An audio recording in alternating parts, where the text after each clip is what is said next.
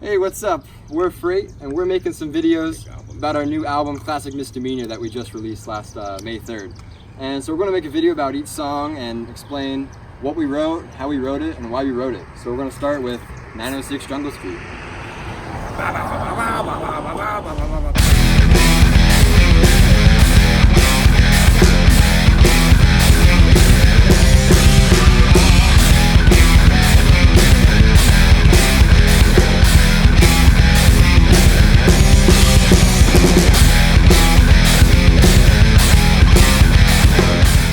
Okay, so I used to work in a computer lab on UD's campus, and one day I was sitting in there with nothing to do. There was no one there, there was no work for me to do. So I opened GarageBand, as one does. And I was like, I'm just gonna write a song right now. I've been listening to a lot of Periphery. That's a band that Adam's turned me on to. And they're like a really heavy band, so I wanted to see if I could make this really disgusting heavy tone on GarageBand. And then I just started writing a riff on the keyboard. And it turned out to be in 7. I don't know why. I have a natural tendency to just write things in 7 by accident. Weird because I write things in 5 by accident a lot. Yeah. So I write things in 4. 4's lean. Anyway, that's why the song's in 7 for the majority of it. So I wrote this riff, added a bunch of drums to it, and then I exported it, shared it with the group. It wasn't supposed to be a Freight song. I just shared it with the group, and I was like, hey, look at what I made. But a couple of them really liked it, so there was a rehearsal where we sat down to kind of workshop it a little bit. And then Caleb, Elliott, and Adam were like, yeah, this guitar riff is kind of wonky. You wrote it on a MIDI keyboard? I wrote it on a MIDI keyboard, so it's not really meant to play on guitar. So they kind of tweaked it a little bit to make it better. And that's pretty much, that only went through one iteration of changes. That's the version you hear on the album is what we came up with that night. Yeah. And actually, I'll probably share the original version that I made in GarageBand. I'll put that in a link or on the screen somewhere. I don't really know how that works. I think YouTube turned indentations off. I don't know. We might have to look into that. If they did that, it'll be in the description at least for sure. The original version. So that was that. And then the one thing on the original version that I made that was really bad was the bridge. I didn't really put a lot of thought into it. So when we workshopped it, we were like, all right, we need a bridge. And that's kind of where Adam had this idea. I listened to Tools since I was like 10, and that definitely comes across in my bass playing, I've realized in the past couple months.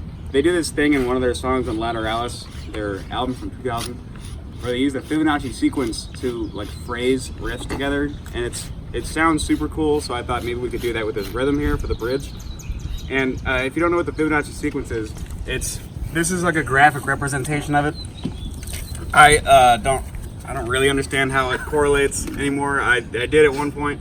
Basically, it's a number sequence that adds the previous number to the current number, and it starts with 1. So it goes 1, 1, that's 2, and then you add 1 to 2, that's 3.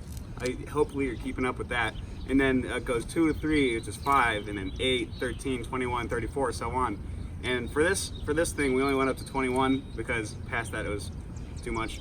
Yeah. And what we did is, if you've ever played the game on your phone called 2048, where you take the same number and put them together into a bigger number, we reverse 2048 of the bigger numbers and kind of combine the smaller numbers together to create this rhythm.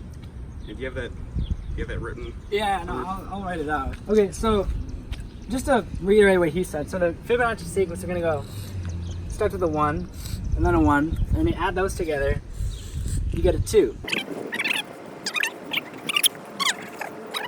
I like your numbers. Thanks. Okay, so that's as far as we went. And then this is the rhythm we played. Okay, that's gonna be the downbeat and then the inner beats. So that's the first part of it. It's right? So these are gonna be 16th notes. That's the note you play. Those are the inner beats. So I'm just gonna write the whole thing out.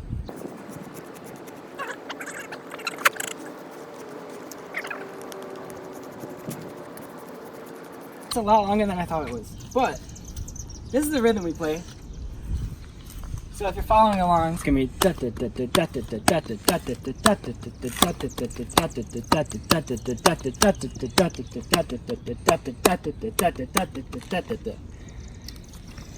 is that the Fibonacci sequence? Well, we start with the 1, that's your 1, that's also 1, and then that's 2. And then we got the 3, and the 5 is gonna be 1, 2, 1, 2, 3. And then the 8 we split up into 2 sets of 4. Okay, and then the 13 we split up into 2 sets of 5 and a set of 3. and both sets of 5 are split into 3, 2, 3, 2. So like that's one set of 5, that's one set of 5, that's one set of 3. And then the 21 we split into 3 sets of 7. Each of them are a different iteration of 2, 2, 3. So one's gonna be 3, 4, or 3, 2, 2. Then we need 2, 3, 2, and then 4, 3, or 2, 2, 3. So that whole thing is gonna be 21. So that's kind of how we did the Fibonacci sequence there. Nonsense begins as the music slows down and the man begins to dance as he takes off your crown. Lights begin to flash and the colors start to change, but you keep trying to run. Okay, so that's gonna be the bridge of the song, is a Fibonacci sequence. And originally we wanted this to be an instrumental song. We really wanted an instrumental song on the album, and we thought maybe this is it. But CVE had this giant chunk, this novel of lyrics, unused, and he was like, I want to use this. I think we should use it in this song. Yeah, so back in December over winter break, I was on my way back from Florida. I was waiting in the airport. Matt had just sent me this song, Death of a Martian by Red Hot Chili Peppers. And how at the end of that song, it's just this like vocal rant of nonsense, just saying random things over and over that have no meaning. And he's like, yo, we gotta have more of this in freight songs. More nonsense. So I started writing about this dream I had had the night before. And in that dream, there was this man. I refer to him in the lyrics as a man with a mask and a suit with a scheme. And he's kind of the guy who's in charge of the dreams. He controls your dreams. He controls this whole spider web of dreams. He takes you from one dream to the next. He makes you feel uncomfortable. He puts you in danger, blah, blah, blah, blah, blah. Gives you nightmares. And anyway, this guy, it's about him, and in that dream I went to this house. This house, the address was 906 Jungle Street, which I vividly remember. And so in this house is where all this craziness was happening, all this nonsense. And so I kind of wrote about the nonsense that I experienced in my dream as best I could.